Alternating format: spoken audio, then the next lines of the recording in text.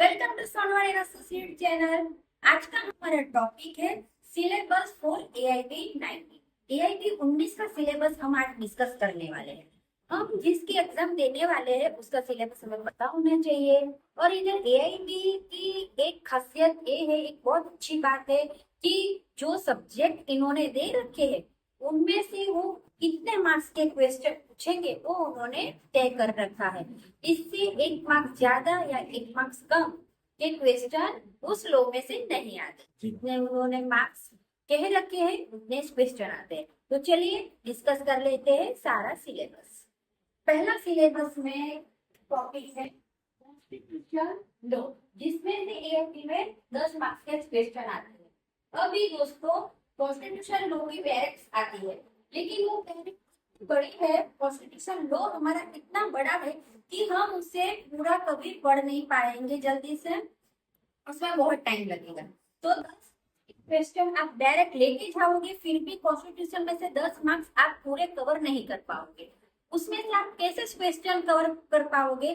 जो क्वेश्चन आपको section base पूछे जाएंगे या फिर ऐसे क्वेश्चन जो आप आसानी से फाइंड आउट कर सकोगे, या फिर ऐसे क्वेश्चन आप मार्क्स हासिल कर सकोगे जो क्वेश्चन आपने पहले से पढ़ रखा हो और उसका सही आंसर आपको मालूम हो। तो दोस्तों मान कि कॉन्स्टिट्यूशन लॉ में से आप 5 मार्क्स कवर कर सकते हो, ठीक है। आगे देखते हैं आईपीसी। आईपीसी में से 8 मार्क्स के क्वेश्चन आते हैं। तो दोस्तों अभी तक आईपीसी था, लेकिन 1 जुलाई से 1 जुलाई 2024 से आईपीसी की जगह बीएनएस हो गया है।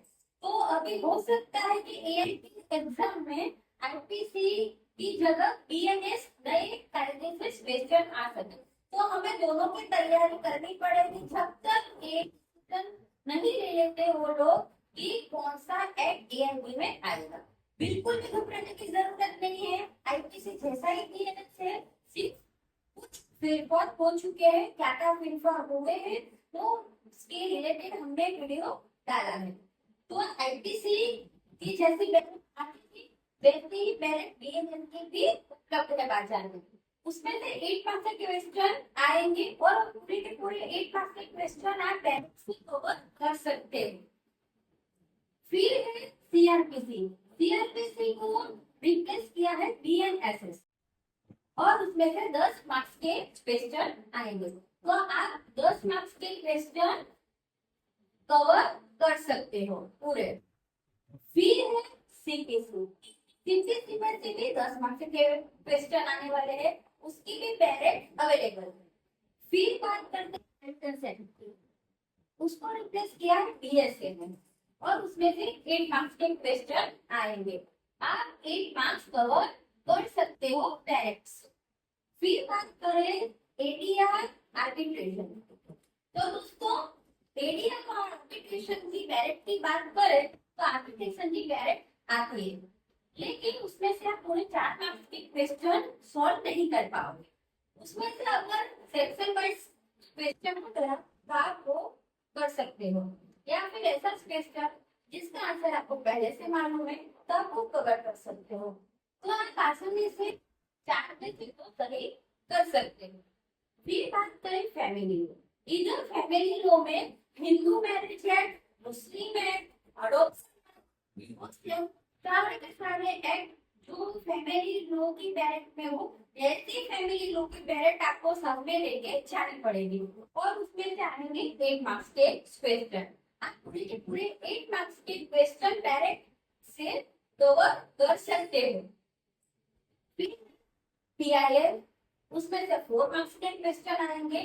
इसकी कोई बैलेट्स नहीं है तो आपको इसके एमसीक्यू पढ़ने पड़ेंगे या फिर इससे रिलेटेड जो भी क्वेश्चन आपको मिले वो आप पढ़ सकते हो, लेकिन मेरी मानो तब पीआईएल को छोड़ दो। बाद में एडमिनिस्ट्रेटिव लॉ की बात करें, इसकी भी कोई बैलेट नहीं आती दोस्तों। इसमें से 3 मार्क्स के क्वेश्चन आ सकते हैं, लेकिन ये भी आप लीव कर सकते हो, इसमें ज्यादा ध्यान मत दो। प्रोफेशनल एथिक्स की बात करें, professional ethics and bar counselling specific 4 marks के क्वेश्चन आते हैं, लेकिन इसके लिए कोई डायरेक्ट नहीं आते दोस्तों, तो आप ये भी स्किप कर सकते हो। फिर बात करें कंपनी लॉ, उसमें से 2 मार्क्स के क्वेश्चन आते हैं, आप इसे भी स्किप कर दो क्योंकि इसकी भी डायरेक्ट नहीं आती दोस्तों। एनवायरमेंटल लॉ 2 मार्क्स, ये भी आप स्किप कर सकते हो क्योंकि इसकी डायरेक्ट आपको मिल भी जाए वो बहुत लेंथी होगी दोस्तों, और आप के लिए कितना पढ़ोगे, कितना फाइंड आउट करोगे, वो पॉसिबल नहीं। फिर बात करें साइबर लॉ की, इसमें से 2 मार्क्स के क्वेश्चन आ सकते हैं, इसकी डायरेक्ट आती है, इसकी डायरेक्ट में से अगर आपको क्वेश्चन फाइंड आउट कर पाओ ऐसा क्वेश्चन आ गया तो आप उसमें 1 मार्क्स हासिल कर सकते हैं। भी बात करें लेबर और इंडस्ट्रियल लॉ, इसमें से 4 मार्क्स के क्वेश्चन आएंगे, आप इसे स्किप कर दो क्योंकि इसकी डायरेक्ट नहीं आती, पर इंडिविजुअल आपको इस टॉपिक पे बुक्स मिल जाएगी, लेकिन बुक्स अलाउड नहीं है और पढ़ने बैठोगे तो बहुत टाइम जाएगा और इतना मार्क्स भी नहीं है। आगे बात करते हैं टॉट, मोटर व्हीकल और कंज्यूमर, तीनों को मिलाकर 5 मार्क्स के क्वेश्चन आने वाले हैं। इसके बारे में कॉलेज में ऑलरेडी पढ़ चुके हैं और इसकी इंडिविजुअल यानी कि मोटर व्हीकल और कंज्यूमर की डायरेक्ट आती है, आपके पास हो तो आप ले जा सकती हो, वरना आप इसे भी स्किप कर दो, या फिर इसके एमसीक्यू या फिर पुराने पेपर आप पढ़ोगे तो इसमें से ऐसे क्वेश्चन आएंगे कि जो आप डायरेक्ट टिक कर सकते हो, तो इसमें से आप 2 या 3 मार्क्स कवर कर सकते हो। फिर बात है टैक्सेशन, टैक्सेशन में से 4 मार्क्स के क्वेश्चन आएंगे, टैक्सेशन लोग के एमसीक्यू आप पढ़ सकते हो जो आपके पास रेडीमेड हो, लेकिन टैक्सेशन उनकी डायरेक्ट नहीं आती, और मेरी माने तो टैक्सेशन में पढ़ो ही मत क्योंकि वो बहुत ही लेंथी टॉपिक है। फिर बात करें contract act, specific relief act, property act और नेगोशिएशन इंस्ट्रूमेंट एक्ट, इस चारों को मिला के आपको 8 मार्क्स के क्वेश्चन दिए जाएंगे और इनकी डायरेक्ट आपके पास अवेलेबल होगी एग्जाम में, तो आप पूरे के पूरे 8 मार्क्स उसमें से कवर कर सकते हो ऐसे क्वेश्चन आए। फिर बात करें लैंड एक्ट की, आप इसको स्किप कर दो क्योंकि इसमें से 2 मार्क्स के क्वेश्चन आने वाले और इसकी कोई डायरेक्ट नहीं है दोस्तों। आप मिल भी जाएगी तो आप उसको कैरी कर सकते हो, लेकिन इसमें से अगर आपको डायरेक्ट क्वेश्चन फाइंड आउट कर पाओ ऐसे कुछ क्वेश्चन आए तो आप इसमें से मार्क्स कवर कर सकते हो। फिर बात करें इंटेलेक्चुअल प्रॉपर्टी लॉ की, जिसमें 2 मार्क्स के क्वेश्चन आने वाले, आप इसे भी स्किप कर सकते हो कि इसके लिए कोई डायरेक्ट नहीं आती। तो दोस्तों हम बहुत सारा स्किप करके भी एआईपी एग्जाम पास कर सकते हैं। चलिए हम टोटल करते हैं।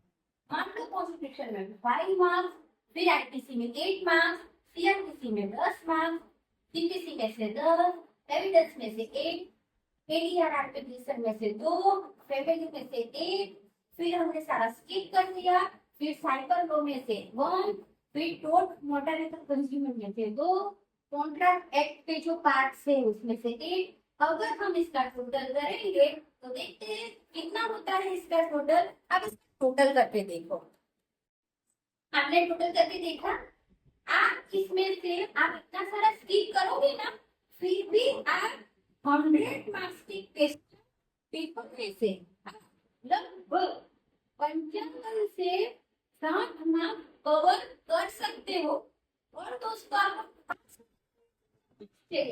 तो आपको एआईटी पास होने के लिए अगर आप जनरल कैटेगरी से हो या फिर ओबीसी कैटेगरी से हो तो आपको एआईटी 45 मार्क्स की जरूरत है, इससे एक ज्यादा मार्क्स की आपको जरूरत नहीं है। पर एआईटी का जो रिजल्ट आता है ना उसका मार्क्स या परसेंटेज नहीं लिखे होते, उसमें सिर्फ पास या फेल ही लिखा होता है दोस्तों। तो कंसंट्रेशन करो कि आप अपनी कैटेगरी के मुताबिक पासिंग मार्क्स ला सके।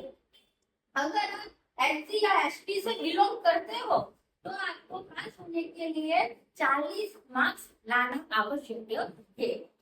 एआईबी 17 तक जनरल और ओबीसी के लिए पास और एससी एसटी के लिए पासिंग मार्क्स 35 थे, लेकिन AIP 18 से जनरल ओबीसी के लिए पासिंग मार्क्स 45 हो गए और SC/ST के लिए पासिंग मार्क्स 40 हो गए। तो पास करना थोड़ा डिफिकल्ट हो गया। लेकिन एक बात याद रखना, MCQ बेस्ड एग्जाम है, यानी कि OMR सीट दी जाएगी, उसमें आपको सही आंसर फिलअप करना है। ठीक है, नो नेगेटिव मार्क्स, यानी जो हमने स्किप करने की बात की ना, तो अगर ऐसे क्वेश्चन है जिसके आंसर आपको नहीं मिले हैं, तो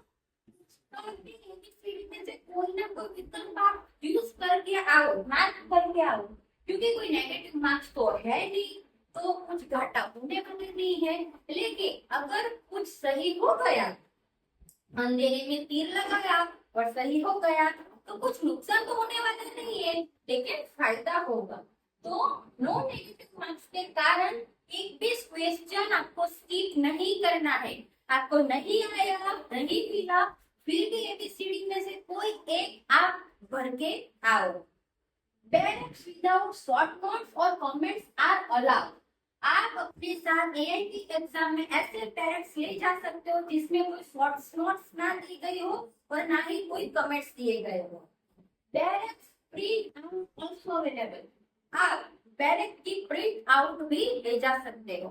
तो ये हुई AIT की बात। अभी एक और बात बताओ कि AIT 18 जो हुआ था उसमें 52% स्टूडेंट्स क्या हुए थे? फेल। AIT 18 में 52% स्टूडेंट फेल हो चुके हैं। तो दोस्तों, AIT एग्जाम में आपके साथ बैरेक्स अलाउ होते हुए भी इतने सारे स्टूडेंट फेल क्यों होते हैं? उसका रीजन क्या आपको पता है? इसका यही एक रीजन है कि सारे लोग मान लेते हैं कि बैरेक्स हमारे साथ अलाउ है, हम तो बुक्स में से ढूंढ के क्वेश्चन फाइंड आउट करके ऐसे पास हो जाएंगे। लेकिन दोस्तों, जब तक आप बुक्स एक बार पढ़ोगे नहीं, उसके MCQ पढ़ोगे नहीं, उसके लिए आप मॉक टेस्ट देके प्रिपेयर होंगे नहीं, तो फिर आपके फेल होने के चांसेस बढ़ जाएंगे। इसीलिए दोस्तों, सोनवण एंड एसोसिएट आपको MCQ मटेरियल भी प्रोवाइड करता है, आपकी मॉक टेस्ट भी लेता है और आपको डायरेक्ट डिटेल में पढ़ाई जाती है और आपको AIP के लिए कंप्लीटली तैयार किया जाता है, जिससे आप अपना समय और पैसा दोनों बचा सको और पहली बार में AIP को पास कर सको। तो जिसको भी हमारे साथ जुड़ना है वो हमें संपर्क करें और हमारे पास पेड क्लासेस भी अवेलेबल है, वो ले सकता है, या फिर किसी को मटेरियल चाहिए या फिर सिर्फ मॉक टेस्ट देना है तो वो भी दे सकता है, या फिर किसी को फ्री में पढ़ना है तो हम YouTube पे रेगुलर वीडियो डालेंगे, वो आप देख के अपनी प्रिपरेशन कर सकते हो। उसके लिए आपको हमारे चैनल को सब्सक्राइब करना होगा और बेल नोटिफिकेशन आइकन को ऑन करना होगा। तो दोस्तों, AIT एग्जाम को सीरियस ले और हमारे इस वीडियो को अपने दोस्तों के साथ शेयर करना बिल्कुल मत भूलना। आज हमने सिलेबस देखा, अब हम धीरे धीरे AIT के लिए जो भी इम्पोर्टेंट होगा उस पे लेक्चर सीरीज अपलोड करेंगे YouTube पे। धन्यवाद दोस्तों, जल्द मिलेगी नई वीडियो के साथ।